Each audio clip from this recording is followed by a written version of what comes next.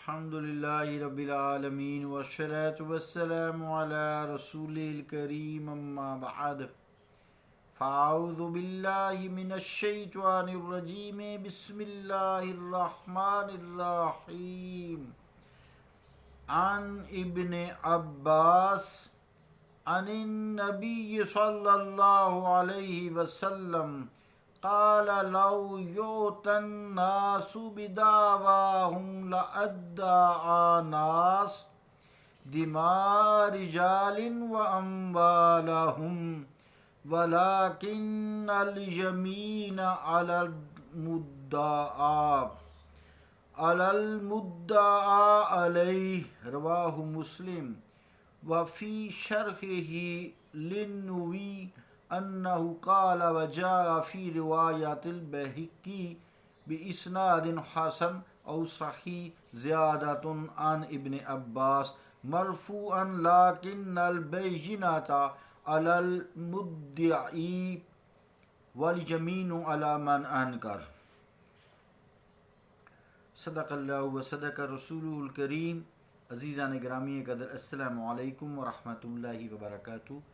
حدیث پاک کا ترجمہ یوں ہے، روایت ہے حضرت ابن عباس سے، وہ نبی کریم صلی اللہ علیہ وسلم سے راوی، فرمایا لوگوں کو ان کے دعووں پر دے دیا جائے تو لوگ انسانوں کے خونوں، ان کے مالوں کا دعویٰ کر دیں، لیکن قسم مدعا علیہ پر ہے. مسلم اور نووی شرح مسلم میں ہے. انہوں نے فرمایا کہ بیہقی کی روایت میں حسن یا صحیح اسناد سے بروایت ابن عباس مرفوعاً یہ زیادتی منقول ہے کہ لیکن گواہ مدعی پر ہے اور قسم انکاری پر. اللہ اور اس کے رسول کا قول سچا ہے. عزیزان گرامی قدر، اللہ تعالیٰ کے فضل و کرم سے آج ہم نے جو باب شروع کیا ہے، باب العقدیت والشہادہ، یعنی فیصلوں اور گواہیوں کا باب. گواہی ہوتی ہے، گواہیوں کا باب. تو یہ باب اللہ تعالیٰ کے فضل و کرم سے آج شروع ہوا. تو اس کا جو مطلب ہے، جو لفظ عقدیہ ہے، یعنی جس نام سے عقدیہ، یہ جمع ہے اور اس کا مطلب قضا ہے.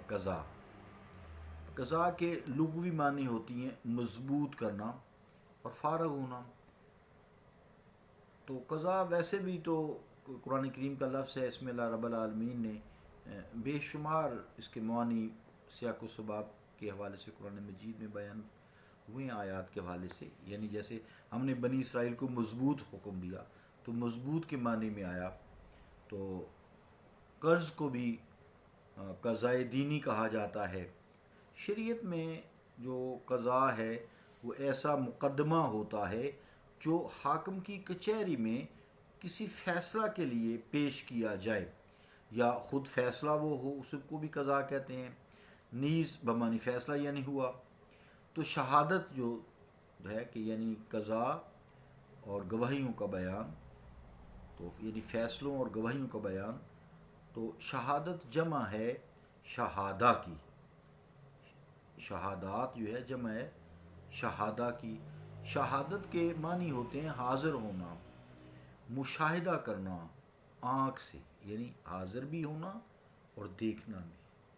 شہادت جو ہے وہ بالعین ہے نا، آنکھ سے گواہی ہے اور موقع پہ موجود ہونا. تو یا پھر جو دوسرا روحانی مسائل ہیں، آنکھ سے دیکھنا، مشاہدہ کرنا، دل سے مشاہدہ کرنا. البتہ شریعت میں کسی دوسرے کے حق کی کسی پر خبر دینا، شریعت میں کسی دوسرا حق، دوسرے کا ہے، کسی دوسرے کے حق کی کسی پر خبر دینا شہادت ہوتا ہے. اور شہادت دوسرے پر اپنے حق کی خبر دینا دعویٰ ہوتا ہے. اپنے پر دوسرے کی حق کی خبر دینا اقرار ہوتا ہے. کسی نے آپ کی خبر دی ہے تو میں نے مان لیا تو اقرار ہو گیا نا. تو شہادت کئی معنوں میں استعمال ہوتا ہے. دعویٰ کی شکل میں بھی اور خبر دینے کی شکل میں بھی، اقرار کی شکل میں بھی۔ تو عزیزان گرامی قدر کسی پر حق کی خبر دینا، شہادت یعنی گواہی ہے، یعنی کوئی ہے اس کی طرف سے خبر دی، کسی اور کی خبر دی، اسے گواہی کہا جاتا ہے، جس کے شہادات کے یعنی باب جس کے نام سے موسوم ہے۔ چونکہ حاکم کے فیصلے اور گواہوں کی گواہی بہت سی قسم کی ہوتی ہے، اس لیے یہاں دونوں کو جمع فرمایا گیا ہے، یعنی فیصلوں اور گواہیوں کا باب۔ تو آئیے اب حدیث پاک کی طرف توجہ کرتے ہیں۔ یعنی اگر بفرض محال حضور کریم صلی اللہ تعالیٰ علیہ وآلہ وسلم فرماتے ہیں، یعنی اگر فرض کر لیا جائے قانون اسلام میں یہ بات طے ہو جائے کہ ہر ایک کے دعویٰ پر بغیر گواہی اور بغیر اقرار کے مدعا علیہ فیصلہ ہو جایا کرے، یعنی جو کہے اس کی بات بغیر گواہیوں کے مان لی جائے، کوئی گواہی نہ ہو، جس نے جو دعویٰ کیا یعنی وہی سچا ہے۔ یعنی ہر ایک کہہ دے کہ فلاں پر میرا اتنا قرض ہے، کوئی گواہی کی ضرورت نہیں ہے، فرض مال ایسا ہو جائے، اور فلاں نے میرے عزیز کو قتل کیا ہے، کوئی گواہی نہیں ہے۔ تو یہ بڑا حضور کریم صلی اللہ تعالیٰ علیہ وسلم فرماتے ہیں کہ یہ تو بڑا خراب کام ہے کہ اگر کسی نے کہہ دیا کہ فلاں نے فلاں کو جو ہے قتل میرے عزیز کو کر دیا ہے تو اس کا قصاص دلایا جائے، یا اسے بھی قتل کیا جائے یعنی قصاص دلایا جائے یا دیت دی جائے، اس پر تو دین اسلام کا نظام ہی بگڑ جائے گا نا۔ اس لیے حضور صلی اللہ علیہ وسلم نے فرمایا کہ گواہی فیصلہ، گواہی فیصلہ۔ تو یہ فرمان عالی شان ہے۔ مقصد یہ ہے کہ اگر مدعی کے پاس گواہی موجود نہ ہو اور مدعا علیہ اس کے دعویٰ کا اقراری بھی نہ ہو، انکاری ہو، اقرار بھی نہ کرے جس پر دعویٰ کیا گیا ہے، اقرار نہ کرے، انکار کرے، اور جس نے دعویٰ کیا ہے وہ کہنے جی ایسا ہی ہے، اور مدعی اس سے پھر قسم کا مطالبہ کرے، تو قسم مدعا علیہ پر ہے، قسم مدعا علیہ پر ہے۔ یہ تینوں قیدیں خیال میں رکھنی چاہیے، چونکہ مدعی پر گواہی پیش کرنے کا وجوب بالکل ظاہر تھا۔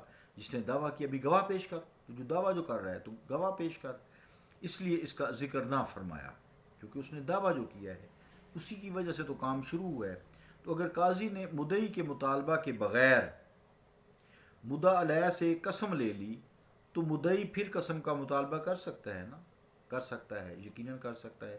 اس قانون سے حدود یعنی شرعی مقررہ سزائیں اور جو دوسری سزائیں ہیں لعان وغیرہ وہ الگ ہیں۔